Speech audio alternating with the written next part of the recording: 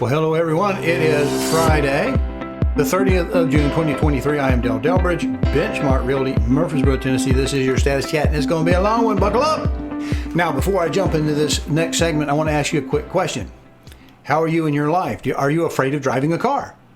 Do you live in fear? Or do you just live your life knowing that there's certain risks associated with driving a car? Like, for instance, I can tell you with great certainty and show you that I am actually right and tell you why I predicted it, that the odds of me crashing a car in July because of snow is extremely thin. And after I tell you don't worry about crashing a car because it snowed in July, and I was right, then that gives me credence to say whatever I say hereafter that I have to be an expert because I correctly predicted that you wouldn't crash a car in July because of snow. But how else can you crash a car? Can you not crash a car like happened to me in May? Somebody ran into me, not my fault, crashed a car. Right? What about me running off the road because I'm playing on the cell phone? Or what about me running into a tree because I have a tire blowout? What about snow, ice, rain, high winds, stray dogs not being leashed running around? How about if you live out in the country having a deer jump up or a rogue cow jumping the barbed wire? There are a lot of different ways you can have a crash. I think we can agree that. Storm, blowing a tree over right in front of you. Do you worry about a tree falling in front of you while you're driving as a regular basis? No, but it is important to realize it could happen. So what do? You pay attention. That's what we want to do, is to pay attention. If you like this content, please go to CallDelToSell.com, find the tab that says on YouTube, click it, and it'll open up a page of QR codes. There you can use a smartphone to scan and get to the YouTube page, or you can just mouse over and click it on a PC. There you'll be able to subscribe to this little button over here and click the notification bell so that YouTube will notify you when each Friday's blog has been uploaded. Thank you. Here I have an article for you. Yahoo Finance, Benzinga, I don't know what that name. It's at mybabyjazzy@gmail.com. I don't know about that name, but it was printed last night, or actually released last night about 6 p.m. It says, I told you so. Dave Ramsey, accurate call on real estate 18 months ago. What does the money expert say is next? And I'm not picking on Dave Ramsey. I'm picking on whoever wrote this story. Quite honestly, I'll tell you with great authority that you're probably not going to crash your car because it snowed in the month of July. Okay, therefore, if I was right, I must be right in the future if I was right last month. So something didn't happen 18 months ago. We haven't crashed yet. So does it mean we won't crash? All right, let me get to a point here. If we check this chart that Mr. Ramsey is standing in front of, where he's talking about median home prices, obviously in this picture, if we drew a diagonal line from about here where we start this way, we would see that this line gets a little wonky pretty quick. What happened back here around 1999 through 2008, we started seeing an outrun of housing prices beyond that little diagonal line. We got some craziness. We had the Great Recession. It collapsed, it corrected, and then we came back down. We went right back to doing the exact same thing we were doing before, here at this nice high slope, and you see a little wiggliness because of the seasonality. And then about COVID-19, we lost our ever-loving minds because we had a fear of missing out, and we went straight through the roof. All right. Slide her on down. So what Mr. Ramsey says, the story says, the subprime mortgage crash of 2008 inflicted a harsh reality as housing prices plummeted by 1/3, leaving lasting scars in its wake. Today, with mortgage rates skyrocketing and high-profile bank failure still fresh in the collective conscious, Americans find themselves approaching the housing market with a healthy dose of caution. Well, again, I'm not afraid to drive a car because somebody ran over me in May. I'm still going to get back here and live my life. But financial expert Dave Ramsey has a different perspective. When it comes to predictions on consumer finance, he has often hit the mark. Well, if he often hits the mark, then it means he must sometimes miss the mark. During a recent episode of his podcast, he says, we predicted exactly what would happen. Ramsey said, so I want you to read this, we're using data, not emotions, to actually figure out what was going on. Let's go back to Dave Ramsey's own little picture he's standing in front of. These are facts. What drove the facts? Largely emotion. Here we see the spike caused by people who had a fear of missing out. That is an emotion. Fear of missing out is an emotion. It has a very real effect on the price of homes. It skyrocketed. We see right here, we were feeling like laissez la bon temps rouler. The party never stops and the fun never ends. And we got up here and we had a financial crisis caused by subprime mortgages. Okay, that's not the only type of crisis we can have that can cause a disruption, but it's what happened in 2008. We see a correction. We went right back to rising prices. So Dave Ramsey may be using numbers, but emotions can often drive the numbers. We just saw it right there. He may be onto something here. The significant difference between now and then, according to Ramsey, is the dramatic shortage of housing inventory despite the rising interest rates. The scarcity affects affordability housing on a national level. That's true. We can skip that over a bit right here. We can skip about the poverty line. None of that is relevant to this conversation. We get all the way down here. We can talk about the pandemic. All of that's great. His point is that we have a housing shortage. That's absolutely true. And it's going to get a little bit worse because we can see some stuff in the news. But let's talk about what that really means. Let's look at things that are going to kick people into our area, and we can think of that as making the scarcity even greater because we'll have more people coming in. We can look at that headline right here.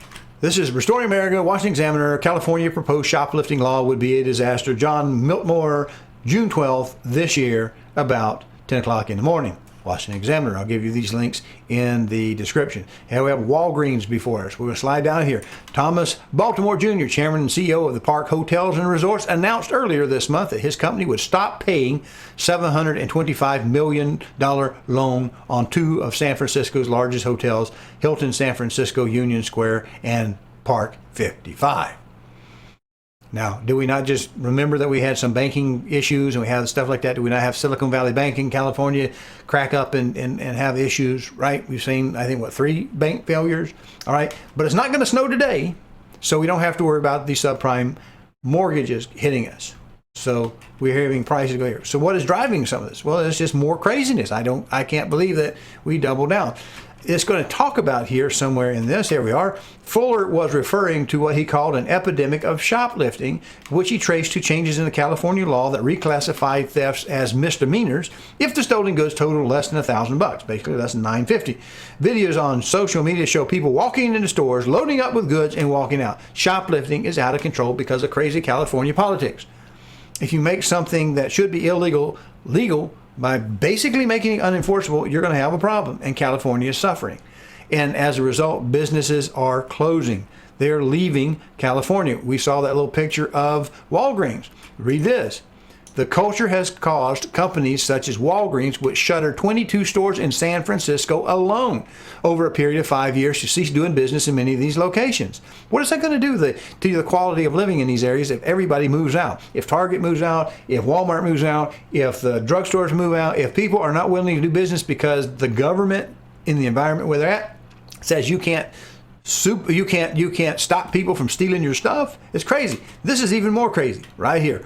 Earlier this month, California Senate passed Bill 553, legislation that would discourage retail store employees from confronting shoplifters. Now, they did have an issue of some shoplifting that was only made manifest by California making it legal to steal $950 and it just be a misdemeanor. Now they're going to say you can't chase them out the store unless you are a cop or in security. So what is this going to do? By forbidding employees from instructing employees to confront shoplifters. They're just greenlighting even more shoplifting. So what's going to happen in California?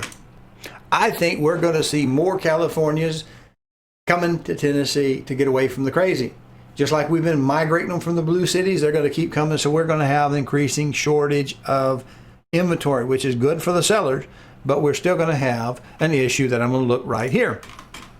The cost of money has gone way up. This is inventory impacting factors. This is going to hit inventory from a different direction. We're already short because we got more people moving in to take the homes that we got. What do we have here? Right. We see that 2%, 2.5%, 3%, 3.5%, 4%. These are the percentage on your interest on the mortgages. Black Knight supported this, brought us the data. We see that this is active primary mortgages on your first home, not your lake home, your extra home, your rental, your investment income. It says that 1 in 4, basically right here, 1 in 4 homes have a mortgage at 3%. That's 1 in 4 homes. These homes might go up for sale if somebody wanted to move, if they could move in similar mortgage and payments and everything associated with a 3% mortgage with skyrocketing values. So these homes are probably not going to come into inventory. Well, let's go to here. 4%. That's about 2/3 of the homes. So that's about 60 some odd percent. 63% would be 2/3 right there at that mate. 4% or less, we get to 80%. That means we're probably about 4 out of every 5 are at 5% or less. And now we're dealing in this zone right here. Well, we don't have a lot of mortgages at 7%, but there's no reason for mortgage values to go back down, especially when the Fed has graciously given us 1 month reprieve on this to raise the rates, but they're still going to raise the rates. They say at least 2 more times. Rates are probably not going to go back down. We're probably going to be stuck 7%-ish for some time. What is that going to do to the inventory? Well, if you just saw the slide, those people that have much better mortgages and then have a price to go with that very low interest rate house may not even be able to afford to get back in the house they're living in right now. So they're kind of locked into place. That inventory is not likely to come back on the market. That will help support higher prices. But what happens to high prices when nobody can afford to buy? They tend to come down. Well, in this case, we may not have the subprime mortgage crisis, but people do have medical issues. Surprise heart attack, cancers. They may have a job loss. We may have all kinds of things that disrupt our economies. And if we have a house, maybe we can collect some equity out of it if we don't plan when we want to sell it. But what happens when nobody can buy it and the price is high and they can't get the mortgage and we have to sell it? What happens to us then? Getting back to Dave Ramsey's post here, he talks about these 66 million prime home buyers compared to 55 million home buyers in 2008. Well, here's the problem with that, Dave Ramsey. Not everybody is in the market as a prime home buyer. Why? Because they can only buy if they can sell what they got and replace what they have, and maybe they can't replace what they have at 7% mortgage interest when they have a house at 3%. So these people may not be prime buyers anymore simply because they're not able to buy at today's high mortgage rates. Get back to that center panel. So this may be a very bad assumption on some very simple fundamental grounds that the expert should understand. These are not buyers if they can't afford to buy. If they can't get a mortgage to buy the home, these buyers are not in the market. If 4/5 of these are outpaced by the inflation rate and the interest rate, then we drop this 66 million down to say 10 or 12. So we have a much fewer buyers to buy the property that don't exist anyway. Insider. We're an insider. We're going to talk about the Dirty Seven, or Dirty doesn't know, it's the Magnificent Seven. All right, there's a movie. It's not a movie we're talking about down here after all this rambling. We talk about it's not a movie. We're talking about the who's who of the stock market. Nvidia, chip maker, Tesla, Alphabet, that'd be Google's parent company, Alphabet, Apple, Meta, Microsoft, and Amazon. They say these people, count them, 1, 2, 3, 4, 5, 6, 7, the Magnificent Seven. That's what he's talking about in his article. Let's see who this is, by the way. Let's roll up to top. I want to give credit. This is Phil Rosen, June 30th. That's today, this morning, right there. He's talking about the stock market gains are almost entirely concentrated in the Magnificent Seven. 7 companies, and that could mean a crash is coming. But remember, we only crash the housing market. Why? If we have subprime mortgages. You can only crash a car if it's snowing outside. It's kind of the same logic Mr. Dave Ramsey is using we look at right here. This may be a different reason. I'm not saying that the stock market will crash. My portfolio has certainly taken a beating, and I have quite a few of these stocks in my mutual funds, right? I don't fault them. The list of top market performers is a veritable who's who of household names. There they are.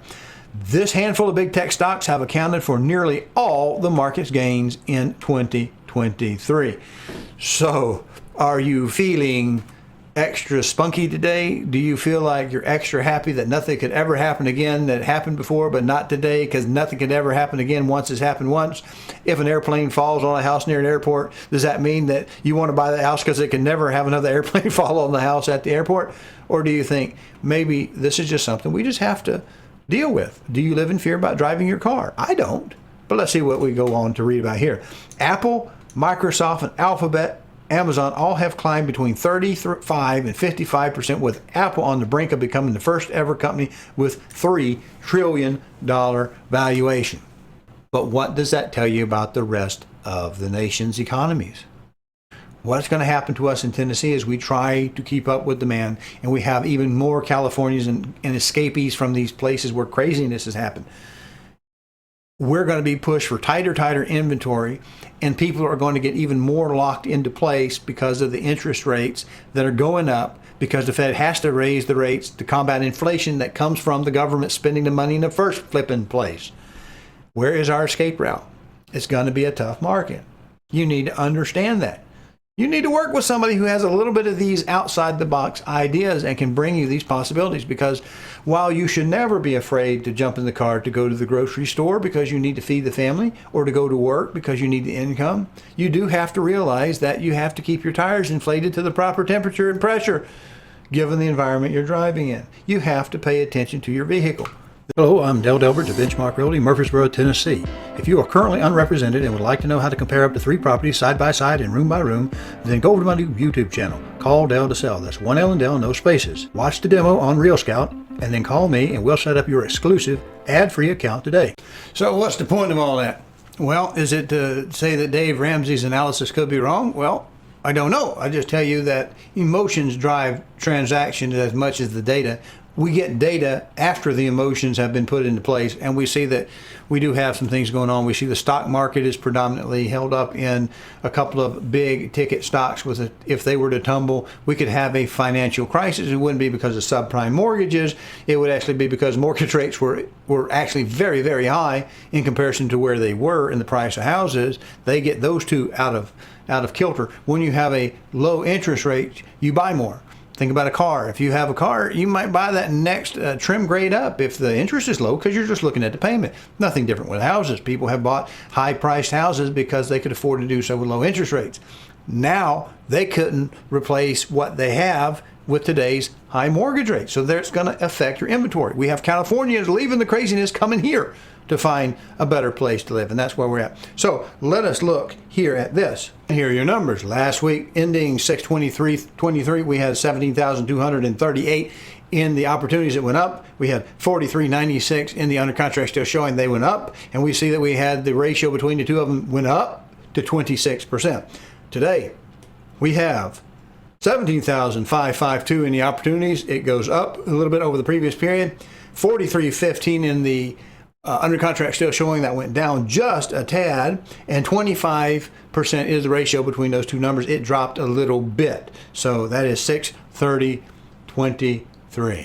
I hope you the very best. Remember, you don't have to live in fear about having a fender bender every time you go out and leave your driveway. You don't have to worry about things actually falling off the rails here.